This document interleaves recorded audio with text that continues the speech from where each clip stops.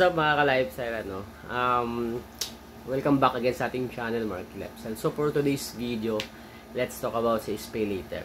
Kasi isa ko sa mga nabuisit talaga ng husto kay SPayLater, no?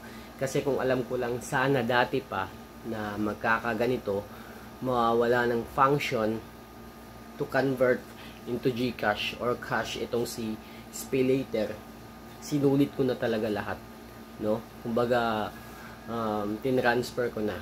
Ngayon, medyo sobrang disappointed ako in a way na ang laki ng offer.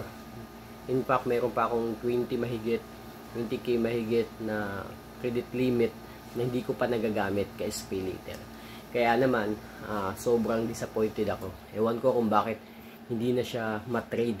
Even dun sa mga legit na trader, no, nagkalat sa social media, is hindi na active, kumbaga sabi nila not activated na, no?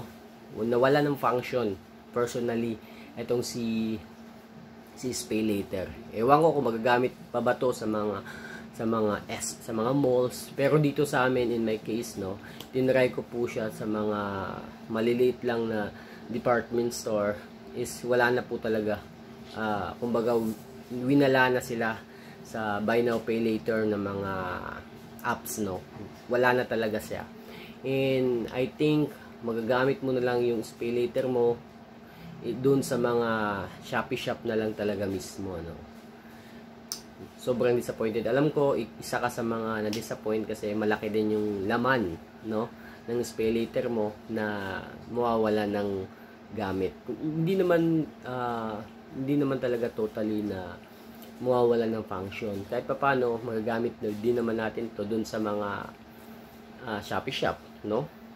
Like for example, gusto mo ng camera, bagong camera, cellphone, kung malaki talaga masyado yung credit limit mo, pwede mo dong gamitin. Yun nga lang, hindi mo na talaga siya totally magagamit. Hindi mo na talaga siya totally makakonvert into GCash, no?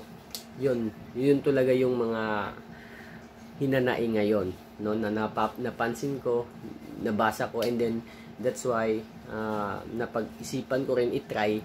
Even nga sa mga vouchers, bibili mo yung vouchers, bibili ka ng loads, hindi mo na magamit. I don't know what happening, ano. Only Shopee Pay na lang talaga yung may function talaga. All you have to do, of course, pag meron kang Shopee Pay, kailangan mong mag-cash in sa Shopee Pay doon. Then sa Cbank, no, kailangan mo rin mag-cash in, mag-load sa Cbank. Yun talaga yung mga option ngayon, no? If kung gusto mong magbayad or mag-convert into GCash.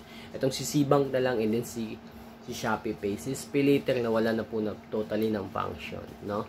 Sobrang disappointed po tayo. Alam ko, hindi lang ako yung nadismaya, no? Marami pa po. So, that's why share ko lang sa inyo kasi 20k mahigit na wala ng function, no? Ewan ko, para sa akin kasi meron akong few paggagamitan doon sa few.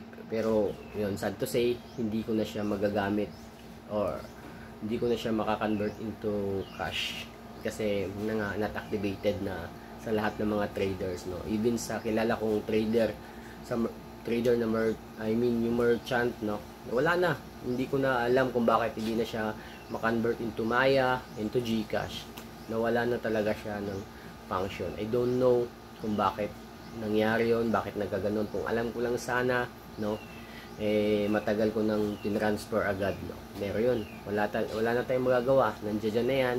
All we have to do na lang is accept, no. Accept na lang po talaga. So, yun lang mga lifestyle, share ko lang sa inyo. Sayang yung 20k mahigit, yun lang.